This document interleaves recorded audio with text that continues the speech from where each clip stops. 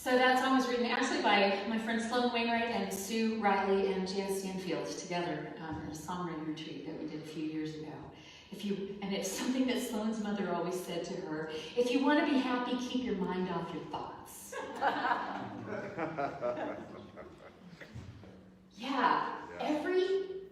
Could that possibly be true?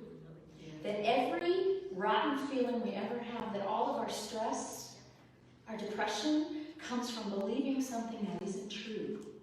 From having a thought, and thoughts, we say we have thoughts. Thoughts kind of have us. I mean, you don't sit down and think, I'm going to be depressed today, so let me think of some depressing thoughts. They tend to just pop up, right? But the problem is, when they pop up, we don't go, oh, there's you, goodbye. We say, would you like to come in and have some coffee with me this morning? We could spend quite a while together, and if you could bring all your neighboring thoughts that have really nasty things to say, invite them too, we'll have some donuts. Yeah? We don't have to invite them in. We don't have to make them coffee or tea or sit down and throw a bottle of tequila back with them. We don't have to do that, but we do. We do. Why do we? Because we are afraid they are true.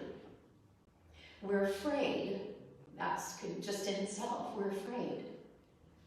But we can learn if we don't attach to those thoughts that they will actually begin to leave us alone. And last week we started talking about this. We were talking about the freedom in choice.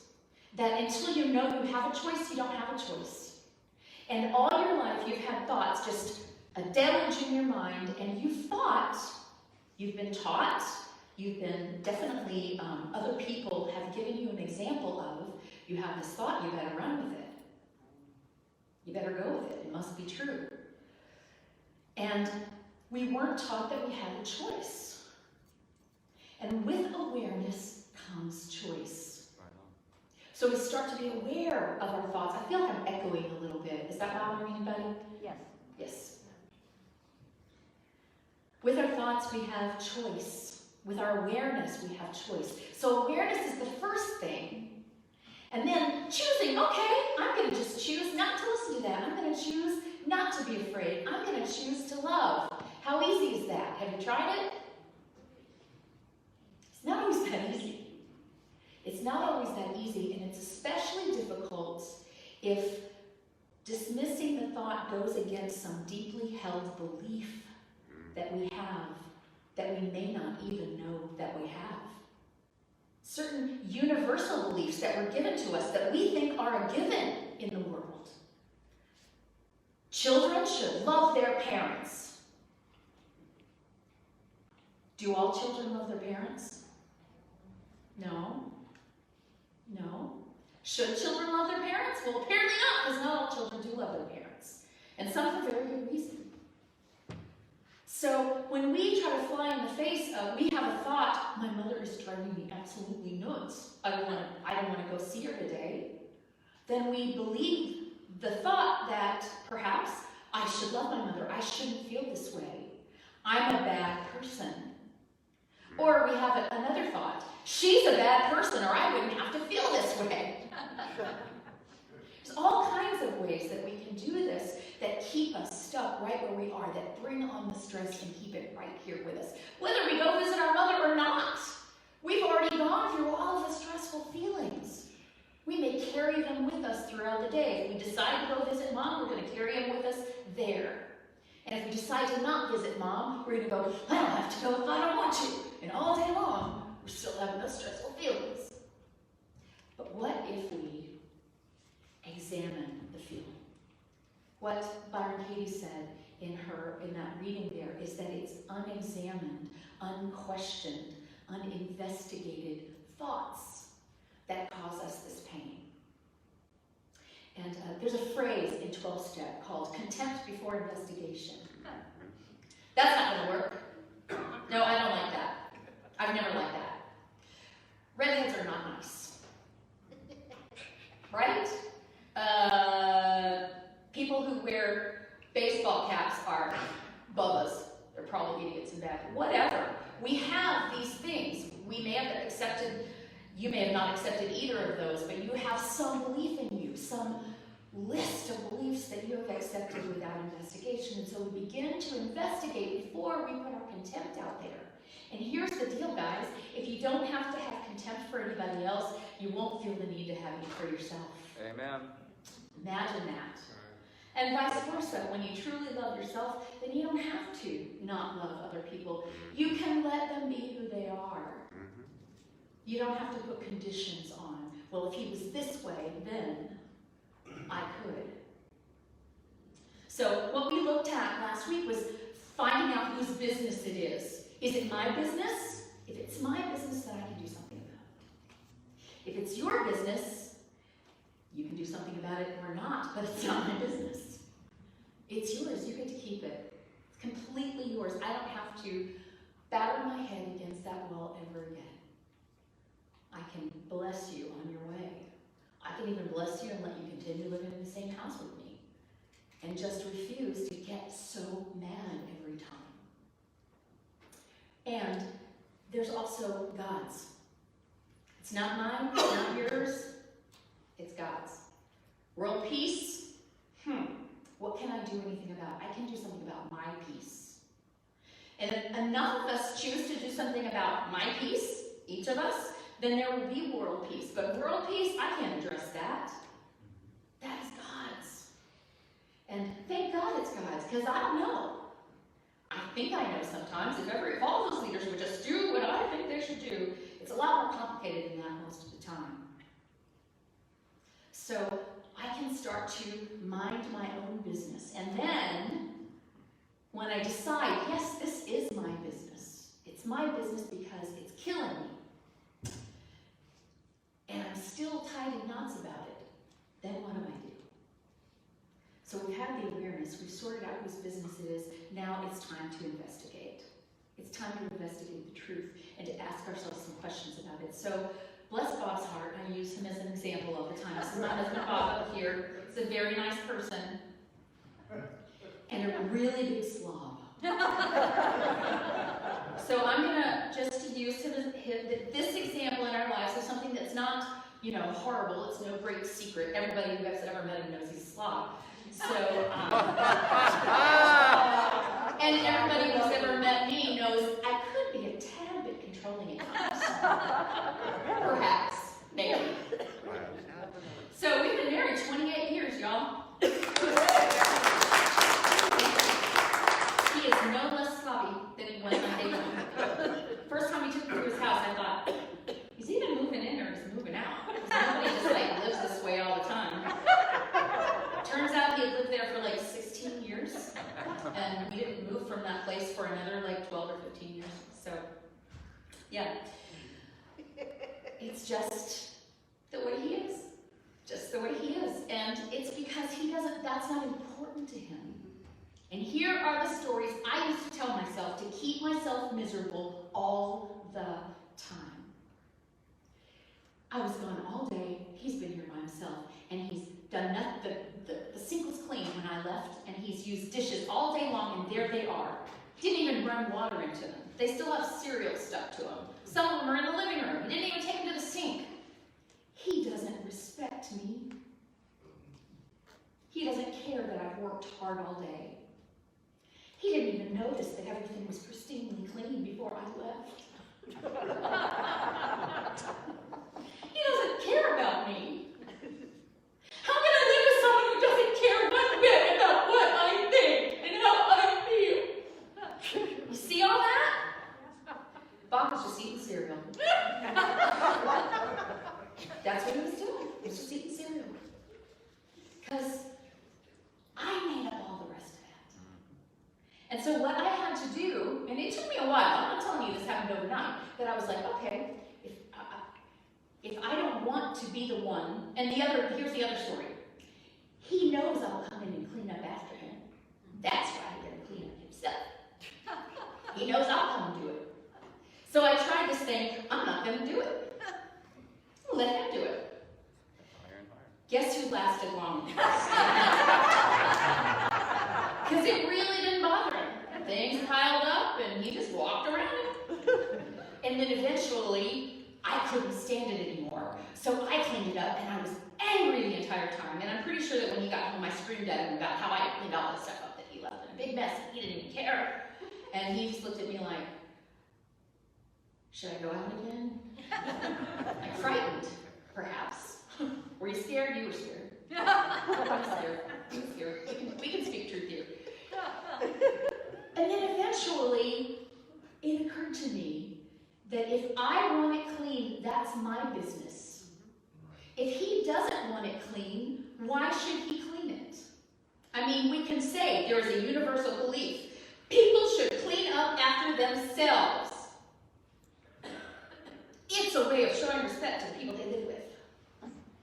I thought this was like written on a stone tablet. And I had to realize, no, none of that is written on a stone tablet. That's something I have accepted as a truth and used to torture myself. And so now, when there's a mess, I can ask him to clean it up. And sometimes he does, and usually not to my satisfaction. So I get to ask myself, do I want to live in a clean house? I do. Therefore, I take steps to make sure the house is clean. And it has nothing to do with him. If he messes it up again right away, it has nothing to do with his love for me, his respect for me. It has nothing to do with how much he cares for me or how much he honors the work that I do in the home or anywhere else. It has to do with, he's just eating a bowl of cereal. And I created a huge drama around it. And I did it for years. Now, 28 years, y'all. We've been together for 31 years. You know that is not smooth sailing, right? It's not smooth sailing all the way through. And we have had some big issues to get over. And we have gotten over some big issues. But all of our really nastiest, worst fights were about stupid stuff that doesn't matter. And one day I went, why would I want to do that? This is the person I've chosen. Out of everybody in the world, this is the person I've chosen to be with. Is he perfect? Heck no. Am I perfect? No. Is either of us supposed to be perfect? As soon as you have a thought about it's supposed to be, it should be, there's your gift that Byron Katie talked about. This is your gift. It's saying, sweetheart, what thought are you holding that's fixing to make you miserable, or that is making you miserable, or that has been making you miserable? And then you can ask. So it's about sorting what the truth is from what our story about the truth is. Because most truths are just truths that are neutral. They're neutral. Everything is neutral. It's raining today. Is that bad? Well, if you wore your new suede boots that you paid $600 for and are very proud of, then maybe it's bad. If you're a farmer, it's excellent. The truth is, it's just raining. It's just raining. You get to think what you want to about that. But don't make it bad or make it good. It is. And then we get to deal with what's really going on here. What's really going on here is that maybe I'm mad at myself because I spent, first of all, because I spent $600 for boots. Who does that? I know some people do. I wouldn't. But maybe I'm mad at myself because I didn't check the weather before I went out. Or maybe I'm mad at myself because I know when I bought the boots, they gave me some spray to keep the water out and I didn't use it yet because I was too lazy. Or whatever. We deal with what's actually happening rather than what we think is happening. And once we focus on what's really going on, then we have all kinds of choices. And usually the choices are quite simple. So you start by sorting the truth from the story. And these are the 4 questions that Byron Katie suggests in what she calls the work. Is it true? Is it true that Bob's a slob? Yes. Can I know absolutely for sure that it's true? That's the second question. Yes. Sometimes you don't have to go to the second question. You can go on to the third. But if you're still stubborn on the second question, then you get to ask yourself some follow-up questions like, and that means he's a slob, and that means that he's a slob means nothing. Unless I make it mean he doesn't respect me, he doesn't care about our house, he doesn't care about how hard I work, he doesn't. And then it's like, oh, that's not about him being a slob. That's about my feelings about that. The stories I've told myself about that. So then I get to ask myself, what would happen? What happens to me when I believe that thought? I make myself miserable. I'm mad, I'm stressed. I can extrapolate out into an endless future of me being a slave to his slobdom. And I feel terrible. And then, could I see, possibly, that there might be a reason to drop the thought? I don't tell myself to drop it because I might have control over that. The thought just happened to me, right? But can I see a reason that I might want to drop it? Yeah. I can see a reason that if I dropped all of that, I wouldn't have to feel bad forever. That's a good reason to drop a thought. Doesn't mean the thought naturally just goes away. But then I have this other question. Can I see a stress-free reason to keep this thought? Because sometimes I go, yeah, it is disrespectful. It is disrespectful. Is there a stress-free reason for me to stay attached to the thought that it's disrespectful? No, the thought that it's disrespectful is what brings the stress. Who would I be if I never even had that thought? Who would I be if I came in the door and there was a cereal bowl with cornflakes stuck in it that the cat had licked the milk out of? And the cornflakes were stuck to a bowl where I have to use a chisel to get them off. You think I'm kidding, I'm not. Who would I be if I just went, oh, there's a cereal bowl. I'll put it in the sink and run water into it. Free? Is that what I'd be? Peaceful? Happy? In love with my husband, slob or no? I could be all those things if I didn't have that thought. And then I get to turn it around if I want to. I can turn it around to mean something completely else. So I can say, how can I turn it around? Bob shouldn't leave his stuff all over the house. He shouldn't make messes. He shouldn't leave dishes in the sink. He should put his dishes in the sink. And then he shouldn't leave them there, right? What if I turn that around and say, Bob should?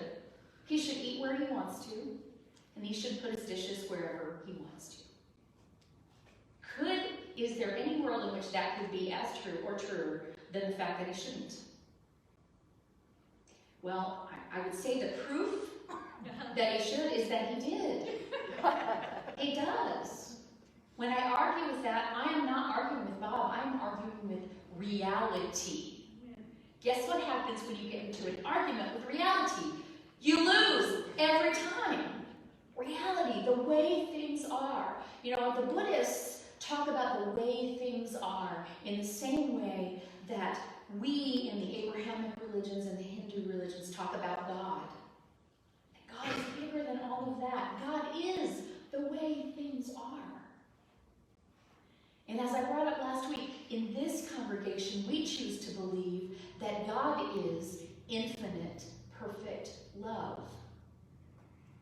And so could it be that the way things are, even if they don't look like it to us, are the way they should be in a world of infinite, perfect love? How can I say it's infinite and perfect, but this is wrong? That's my story. That's my story. And I know what you're feeling. You get scared. Well, what if I just don't care about anything anymore? I promise you, you won't not care about anything anymore. But perhaps you'll start to care about the things that you can do something about. And you'll have more energy to do something about them because you won't be spending your energy fighting against something that you can do nothing about. Fighting against reality. It can make things a little more clean in our minds so that now we get to choose to do something with what we can do something about. Serenity prayer. Grant me the acceptance, the serenity to accept the things I cannot change, the courage and energy to change the things I can, and the wisdom to know the difference. That's all we're talking about here. It's a different modality, and I think it's a very helpful modality because it breaks it down and makes us really look at ourselves. But it's the same thing. It's the same thing. So we turn it around. What's another way I can turn it around? Bob should be a slob. Or I could say, Bob is a slob. Or Bob, I am a slob. Is that true? I mean, it may or may not be. It doesn't matter. Just ask the question. Am I a slob? Well, I can be. Sometimes I don't pick up after myself. And my excuse is that, well, I'm going to be picking up eventually anyway. It's not like anybody else is going to have to do it for me. So I have a right to be a slob if I want to. Maybe I should be slow. Maybe I should be whatever I feel like being. Or, what's another way to turn it around? We could even take it to, he should respect me. And take it to, I should respect him. Ooh. I should respect who he is as he is. Rather than saying, I choose you, I love you, let me fix you. Which is what most of us do, to some degree or other. Some of us to a greater degree, some of us to a lesser. Or, he shouldn't respect me. What if that wasn't a rule, that he had to be 100% respectful of me all the time? Am I 100% respectful of him at all times? Perhaps not. This isn't about making something right or wrong. Do you get that? It's not about blame at all. It's about freedom. It's about knowing, oh, I'm way up in his business. My business is if I want to clean house, I gotta either keep the house clean or hire somebody to clean it. Because he ain't gonna do it. He's proved that to me. I can still make the suggestion, and occasionally he might respond, and I can be very happy about that. But I can't make the suggestion in order to make him wrong so I can get mad. You see how we do that? Knew he wasn't going to. He never does. The way we torture ourselves with our thoughts, we can use this infinite creativity and imagination that God has gifted us with to tell stories that make us feel good instead of to constantly tell stories that make us feel bad. Here's another thing you can't do anything about. Anything that happened in the past. And you can change things going forward. You cannot fix that. And by rerunning it and replaying it, you are re-injuring yourself. That's a really hard pill for me to swallow. And I heard it from Don Miguel Ruiz's mouth many years ago. I was in a small group with him, and he said, who is raping you now? And I was like, how can you even say that in public? Oh my God, you have no compassion whatsoever. What? And then I started thinking that's an extreme example, and I'm sure he said it to shock us, which he did. But it's like, oh, the ways that I was abused aren't happening today. They're not. I'm not saying I don't have trauma from them, but they're not happening right now. They're only happening right now in as much as I choose to replay them. And so I can go, when the thought comes up, I can go, who would I be if I just didn't go there? Yeah, the story comes up, the title is right in front of my face, oh my God, especially when I get triggered by something, right? Something triggers you, but there is a choice. There may not be at first, you may not be aware of your choice at first, but you can. It is possible. You are so strong. You are so strong. You have all of the energy of God within you. Yeah, you can tell a different story. You don't have to keep telling that story. I don't mean to say it didn't happen. It happened, and by God, give yourself a big clap on the back because you lived through it, whatever it was. Whatever it was. It shaped who you are today. And do you choose to still be in pain, or can you find your way to be at peace today? Can you use your thoughts and your words and your creativity and your imagination to put yourself into a place where your thoughts are kind to yourself? They don't have to be kind to anybody else. For your thoughts to be kind toward yourself. I'm not going to do that to myself anymore. At some point, it was actually fairly recent, I have to say, even though we've been together 31 years. Fairly recently, like in the last, maybe during COVID, I went, you know what? 24/7 with your spouse. Okay, let me just say that. This ain't ever going to be no different. So I can be mad at this person that is in my face 24/7, or I can just go with it. When I want it clean, I get to clean it up. If I don't care, I don't have to. And I don't have to put anything that he does on me. And I don't get to put anything that I'm thinking that should be different about him on him. Does that make any sense to you? This is huge. It's simple and it's huge. And it's not easy, but like everything else in spirituality, you practice. You do it once. And then you do it again. And then you do it again. That's why they call it spiritual practice. And then you get better at it. Just like Jay plays the piano in a way that I never will, because I will not practice that much. I won't. And it's not that important to me. But he's extraordinarily talented, but he didn't get there by just sitting around thinking, oh, playing the piano would be nice. He got there by practice. That's how we get to be who we are, by practicing. So if we don't like the effects on our lives of who we're being or what our thoughts are, then we get to practice changing them. And when we change our thoughts, when we become happy with ourselves, let me tell you, no human who is happy with himself ever perpetrates harm on another human. Amen. And that is how we get world peace, folks. That's exactly what it looks like. Let's go out and save the world, shall we? One myself at a time.